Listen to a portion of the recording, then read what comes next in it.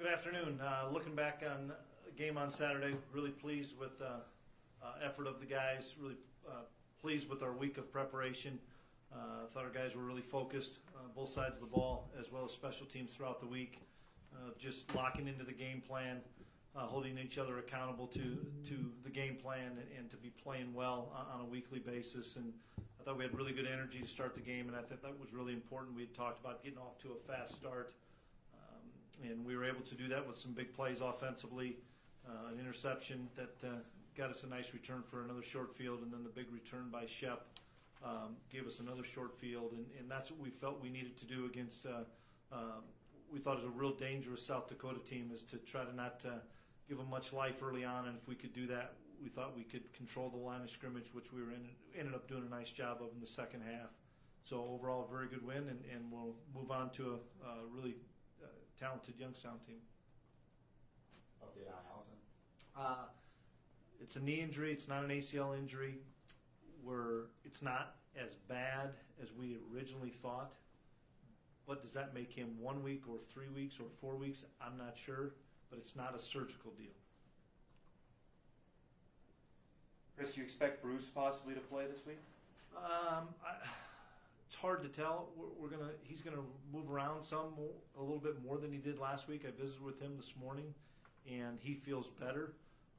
But does that mean he's 100%? I don't think he will be, but I know that he counts the games, and he's such a competitor, and he wants to play. So it's a benefit being at home. We don't have to find out which 64 we're going to dress. So we'll see how he progresses, and we'll be really smart with him. But in the same respect, if he progresses well enough that he could play a little bit, we would play him. What did you see out of Seth during warm-ups? Say, is he progressing where you like?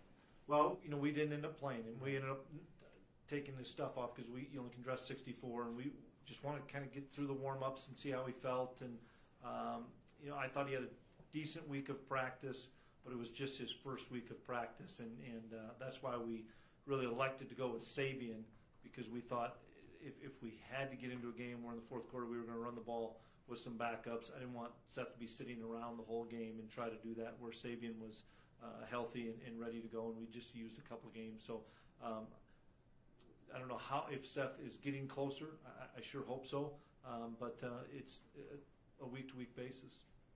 You really consider Talbert's redshirt gone at this point with Allison's deal? Yeah, he probably will. He's going to come up with us more, and he's done some really nice things on special teams. Same with Kaiser with Tutsie's injury.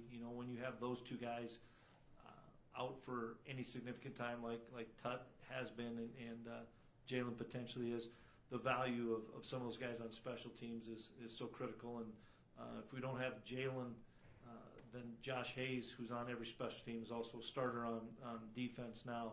We have to find ways to get him some breathers and some rest. So I'm excited for Destin. I think he's an exceptional football player that needs just a lot of repetitions, but he's athletic, he's physical, he's a really smart kid, and he'll get into the mix. How tough is it, Chris, looking week to week at Youngstown? They look so different from some weeks than others. How do you gauge them? Well, two things. One, they always play us well. It's a good matchup for them as far as what we do offensively and defensively.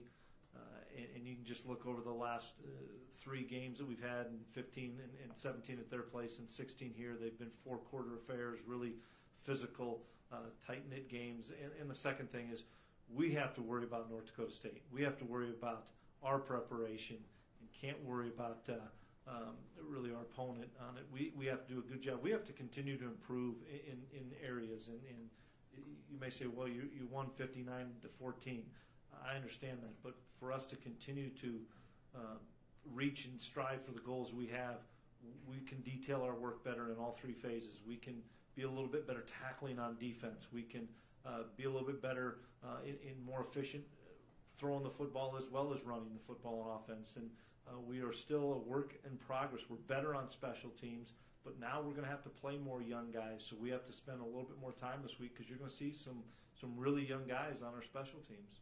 Speaking of goals, one of them is always winning the Valley. How much emphasis is there on the fact that you could clinch at least a share of the title this week? No emphasis on that other than I know the kids understand where we're at and we're off to a good start. But I think if you start looking too far ahead, you're going to get knocked off. And so we'll continue to preach the same thing we always preach. But I'm excited for the position that our guys have put themselves in. But now we have to continue to raise the bar a little bit. And what we talk about a lot is we can raise the bar and rise up and get a little bit better. What's it say about this team that they are in that position with 3 games left in the regular season? Just that they've had great focus and had great energy, and they've prepared on a weekly basis really well Monday through Friday, and that's what's going to be the message today is we have to continue to – there's a reason why we've been successful, and there's a formula, and that formula cannot have any shortcuts, and we have to do a great job of preparation. If we skip a date, Monday, Tuesday, or Wednesday, we'll get beat. Was that just a chance to get Trey some snaps, or was he making a like if something were to happen to Easton, is he in that mix? You know, that's probably a conversation if something did happen, but I'm going to knock on wood that nothing does happen. We know the rule, and Holden had played the previous couple times, and it was one of those things that wasn't predetermined before the game or anything like that. Both of those two, Trey and Holden, take equal amount of snaps with the twos throughout the week.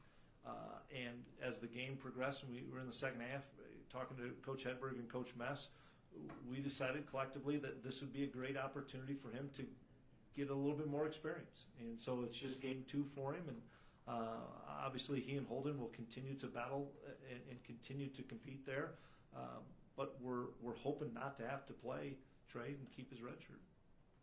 First, defensively in the red zone, you've only allowed 5 touchdowns in 8 games. I mean, what's the secret recipe here? What's the formula so far? Well, I think our guys focus in the red zone a lot throughout the week of knowing that, you get down there, you still can bend and not break.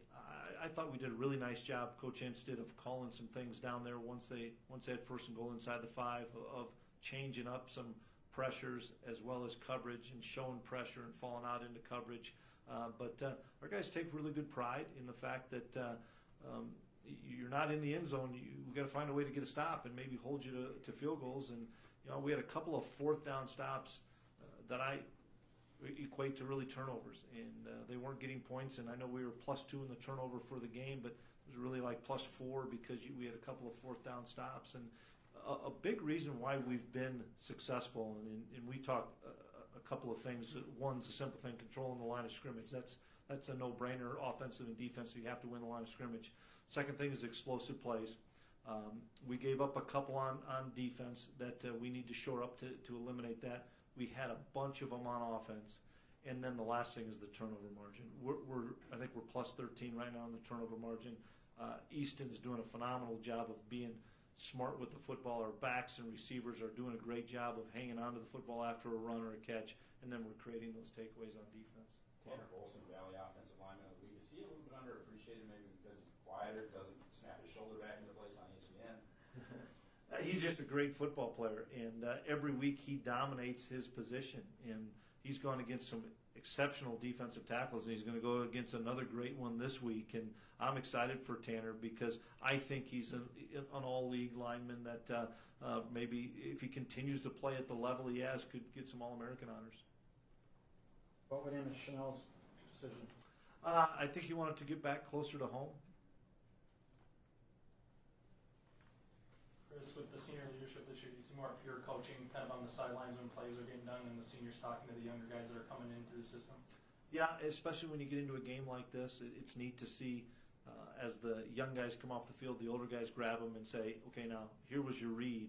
Did you see what I saw? And they're coaching them on the sideline or at least taking notes so that then when they come to the sideline, those older kids can talk to those younger guys about a cut if you're a running back or about how to lever something if you're a defensive player. And then those older guys know that as we continue on through this journey of the season that one of these guys is going to play a critical role in a critical situation. And right now, maybe the situation isn't as critical because of the score, but it is as far as getting those kids valuable reps because one day that's going to be a situation where we need a young guy, a freshman or a redshirt freshman to step up in a key spot in the 4th quarter, and we want to make sure those guys feel comfortable and confident that they'll make the plays. Late in the game, Shep didn't play, but Easton stayed in. Was Yeah, we can save Shep's legs, as much as we can. We're going to do that. He runs all the time, running jet motions, running verticals, running on punt return. We just were trying to save his legs a little bit more than anything. And then, just through the third quarter, we were going to just keep Easton in no matter what, especially after they took it down and scored the one time or on the long touchdown run with the quarterback they had. We were contemplating what we were going to do, and we went back with Easton mainly to make our checks at the line of scrimmage and run the football. You guys have had continued success and consistent success against Youngstown, but how have they kind of changed and evolved, and how does Bo Pelini kind of have that stamp on this team and who they are these days? Well, physical plays for starters. In all three meetings that we've had, the line of scrimmage has been a dogfight, and we've won some battles. They've won some battles. They're a really difficult team to run the football against, and that's what we need to be able to do is run the ball. If we have to throw it 40, 50 times against what they do in pass defense, it'll be a struggle for us. So we have to find a way to run the football against a Bo Pelini defense, and that's really difficult. And then on offense, they just do so many different things. We have to really be sound in our fundamentals and make sure that, similar to last week, we're able to get lined up and not miss a line because of the tempo. They want to go fast, maybe not at the pace of South Dakota, but they do want to go fast. And for us, that's going to be critical for us to keep the ball in front of us, not give up explosive plays. Because it'll be a four-quarter game because he'll get those guys playing this weekend. How much with Josh playing during all of spring ball with Jalen out give you more confidence to say you can go in there and make an impact for you on Saturday? Physically, we have no concerns about Josh Hayes. He's an elite level player that's really physical, great man coverage guy. It's just a true sophomore that didn't play very much last year as a true freshman, except for in the championship game where it was pretty critical. Of just seeing all the pictures that Jalen has seen for 4 years, or that Marquise has seen for a little more than 2 years now, of just with motions and shifts and adjustments and those things, just making sure that he feels comfortable with his eyes, that they know where they're supposed to be. Because when he knows what he's doing, he's an electric player and a really dominant player. And this will be a big challenge for Josh, and I'm excited for Josh. Similar to what he had in the championship game, he knows he's going to have a really substantial role this week, and so I'm looking forward to see how he responds. So Dan Michelson, you're back on the PA. Do you know him, or do you pay much attention to the PA stuff? I don't pay much attention. I'm sorry, but You've got headphones on. yeah. Chris, can you talk a little bit about Easton starting to break these records that are pretty impressive at a school that has had some pretty good quarterbacks? Can you just reflect on him and moving up that ladder? Well, his body of work has been so great since the kid was a redshirt freshman when he came in, game 5, and was pretty raw, pretty green as far as what we thought he could do in handling the situation of checks and adjustments. But we knew he could run the football, and we knew he was a really talented player. And just his evolution from that redshirt freshman year when he was learning on the fly and running with the ones, to what he did his sophomore year when it was his show, and was able to lead as well as play at a high level. And he's had some really good guys around him. He's had really talented players. We've always had a really good offensive line, and he'd be the first one to tell you that he's been protected well. And the fact that we're able to run the football allows for some play action, and he's been really good. I don't think there's a guy that I've seen in watching film, as well as being around Brock and being around Carson, that is as good with play action as he is. I mean, he's selling fakes. He's doing a great job of hiding the football and finding receivers. And he's played a ton of football now, so nothing's really rattling him, no matter what he sees. And I'm so happy for him because of the preparation. I go down there this morning on a Monday morning, and he's down there by 7:15 in the morning. He's there all the way. I visited with him for a little bit, for about an hour and a half this morning. About 9 o'clock, they went back down there at noon. He's still down there watching, dissecting the game plan, dissecting what Youngstown is doing. So his preparation is just phenomenal. And when you prepare like that, you're not always going to be successful, but you're going to have a better chance to be successful because you see pictures so well. You see anything out of Trey Lance like that in his redshirt freshman year, like you saw with Easton Stick in 2014? Well, this is his true freshman year now. So, and the difference was we didn't have the rule, so he just stood around there with a clipboard and watched the big redhead spinning around and took some practice reps. But we also had Cole and we had James Hendricks and stuff. So, I mean, it's different. Or we had Cole, I should say, not James. But so it's a little different knowing you're never going to play, most likely, as opposed to Trey playing some. But I like it because Easton is teaching Holden and Trey and Noah, because those guys they have a busier class schedule than Easton because Easton's already graduated, but those three are down there being a sponge to Easton, and that's great for our program and great for those guys to be able to just listen to Easton, bounce things off of him so that they feel more comfortable when their time does come. Garrett Wagner added a little rugby style to his arsenal. You know, that was a called punt. But I think Wags kind of peeked up to see, well, nobody's coming. So he kind of just held on to it, maybe another couple steps. We have that punt in our arsenal. We haven't used it. And we did call it on Saturday. You never know how a guy's going to respond because it's a different technique. It's a different style, and he banged it. And I think everybody can see the confidence growing in Wags every time he goes out there. And the other thing that's been great the last few weeks is to see the consistency of Ross Kennelly continue to get better. And when that happens, and you're the punter and you know it's going to be right on the money, good things are going to happen. But I've been really pleased with Wags. Is there an option to run on that? It's really obvious. Boy, it better not be right now. Not unless we call it from the sideline. You know, we would not do that unless we could call it. I mean, we have our fake punts and fake field goals and stuff, but not to go on his own probably. Then Wags might be sitting next to Coach Roll and myself. Chris, Bo's future's a little undecided. How much has he helped, I guess, not the notoriety of the league, but give the league even more of a spotlight? How much would you like it if he stuck around in the Missouri Valley? Well, he and I become good friends. We had Patrick, his son, up here on a visit, and I saw Patrick when I went and visited Notre Dame. So really a big fan of Bo's, a ton of respect for what he's done for college football, and him being in our league. Obviously, he's given us great credibility. We have good credibility, but it's enhanced that credibility having him in the league.